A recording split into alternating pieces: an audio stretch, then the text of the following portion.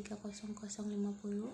Saya dari Prodi Hukum Tata Negara Fakultas Syariah UIN Sultan Toha Saifuddin Jambi. Video ini saya buat untuk melengkapi nilai mata kuliah Hukum Pidana dengan dosen pengampu Bapak Muhammad Aiman SHMH. Dalam video kali ini saya akan membahas mengenai makalah kelompok 1, yaitu definisi hukum pidana. Baiklah, langsung saja.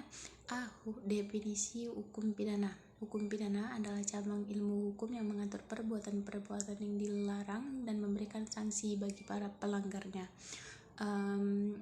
Hukum pidana merupakan bagian dari keseluruhan hukum yang berlaku di suatu negara. Hukum pidana dapat berupa peraturan-peraturan yang tertulis ataupun tidak tertulis. Peraturan-peraturan hukum pidana tertulis dikodifikasikan di dalam Kitab Undang-Undang Hukum Pidana atau KUHP. Selanjutnya pembahasannya adalah B. Macam-macam hukum pidana.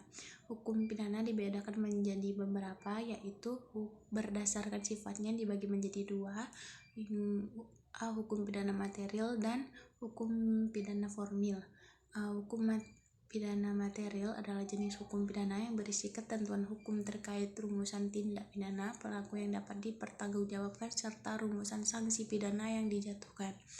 Selanjutnya, hukum pidana formil ialah ketentuan hukum yang mengatur terkait bagaimana cara menyelesaikan suatu perkara pidana, di mana aturannya berkaitan dengan pelanggaran pada hukum material atau melalui proses peradilan pidana.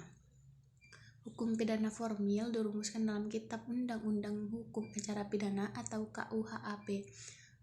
Selanjutnya, berdasarkan jenis pelanggarannya, hukum pidana juga dibagi menjadi dua, yaitu kejahatan dan pelanggaran. Kejahatan itu adalah tindakan yang melanggar norma-norma fundamental dalam masyarakat dan dianggap merugikan atau membahayakan kepentingan umum.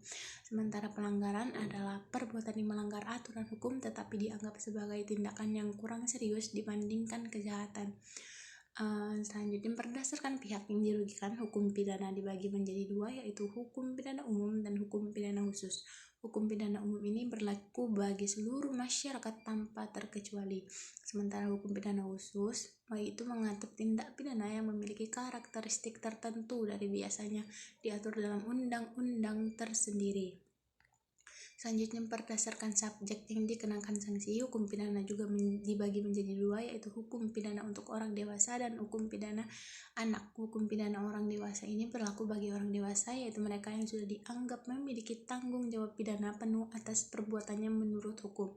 Sementara hukum pidana anak ini mengatur tentang penanganan kasus pidana yang melibatkan anak-anak sebagai pelaku tindak pidana. Undang-undang yang mengatur tindak pidana anak memberikan perhatian khusus pada perlindungan dan rehabilitasi anak.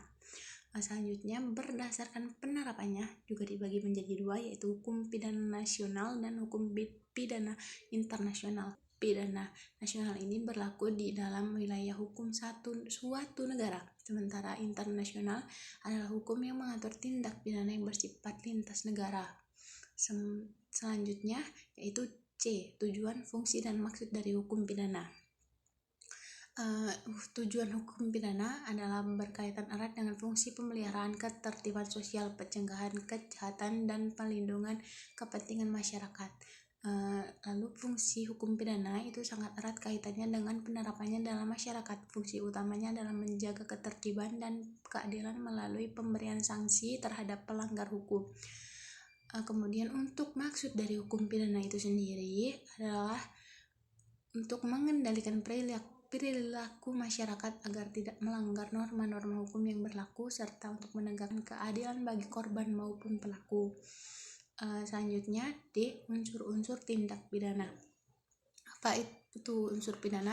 Menurut S.R. Sianturi, secara ringkas unsur-unsur tindak pidana diantaranya yang pertama adanya subjek, lalu adanya unsur kesalahan, kemudian perbuatan bersifat melawan hukum, dan terakhir suatu tindakan yang dilarang atau tidak diperbolehkan oleh undang-undang atau perundangan dan terhadap yang melanggarnya diancam pidana dalam suatu waktu, tempat, dan keadaan tertentu. Pembahasan selanjutnya yaitu asas-asas penting dalam hukum pidana. Ada beberapa asas penting dalam hukum pidana, diantaranya asas legalitas. berarti seseorang hanya dapat dipidana jika perbuatan dilakukannya itu sudah diatur dalam undang-undang pidana. Selanjutnya, asas tidak ada pidana tanpa kesalahan. Dalam hukum pidana, seseorang hanya dapat dihukum jika terbukti ada unsur kesalahan pada dirinya.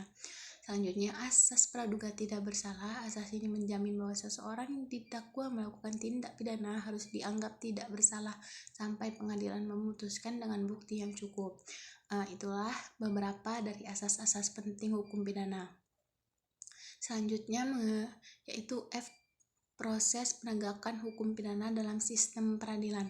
Ada beberapa tahapan, yaitu yang pertama tahap penyelidikan. Penyelidikan merupakan tahap paling awal dalam proses penegakan hukum pidana.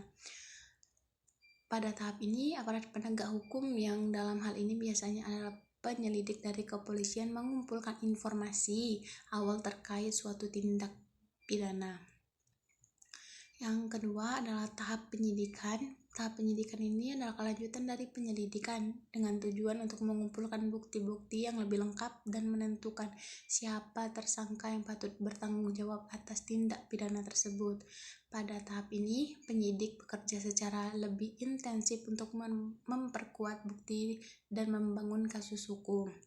Selanjutnya, tahap penuntutan. Tahap penuntutan ini dilakukan oleh jaksa penuntut umum atau JPU setelah menerima berkas perkara dari penyidik. JPU mempelajari dan meneliti berkas tersebut untuk memutuskan apakah kasus dapat dibawa ke pengadilan. Jika JPU merasa bukti-bukti sudah lengkap, JPU akan menyusun surat dakwaan. Selanjutnya, yaitu tahap persidangan, merupakan tahapan penting di mana hakim akan memeriksa, mengadili, dan memutuskan perkara berdasarkan bukti yang diajukan oleh jaksa penuntut umum dan pembelaan dari terdakwa atau kuasa hukumnya. Sidang pengadilan harus bersifat terbuka untuk umum. Pasal 153 KUHP, kecuali dalam kasus-kasus tertentu yang menyangkut anak di bawah umur atau kasus moral. Selanjutnya adalah tahap upaya hukum. Jika terdakwa atau jaksa penuntut umum tidak puas dengan putusan pengadilan, mereka dapat mengajukan upaya hukum sesuai dengan ketentuan yang berlaku dalam KUHP. Selanjutnya adalah tahapan eksekusi. Setelah putusan pengadilan berkekuatan hukum tetap, jaksa penuntut umum akan melaksanakan eksekusi hukuman terhadap terdakwa. Pada tahap ini, JPU akan mengeksekusi pidana yang telah diputuskan oleh pengadilan, apakah ini hukuman penjara, denda, atau hukuman lain.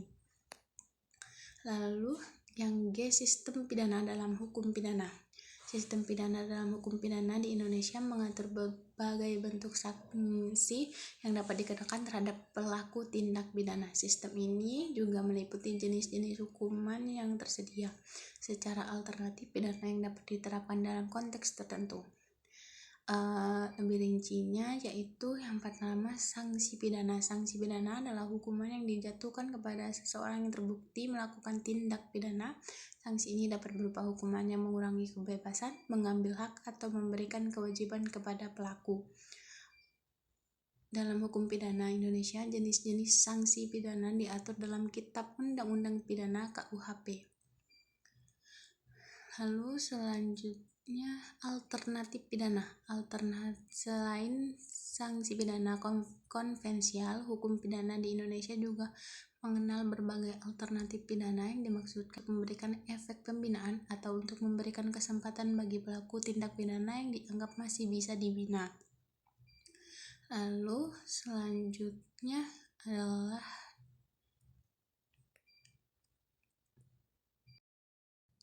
pertimbangan dalam menjatuhkan pidana. Dalam menjatuhkan pidana, hakim mempertimbangkan banyak faktor, yaitu keparahan tindak pidana, motivasi pelaku, tingkat keterlibatan, keadaan-keadaan yang meringankan atau memberatkan. Lalu yang terakhir adalah perkembangan sistem pidana. Sistem pidana di Indonesia terus berkembang sesuai dengan dinamika sosial dan kebijakan hukum yang ada. Itulah pembahasan dari definisi hukum pidana ini. Lebih dan kurangnya saya mohon maaf. Wabillahi taufiq wal hidayah. Wassalamualaikum warahmatullahi wabarakatuh. Terima kasih.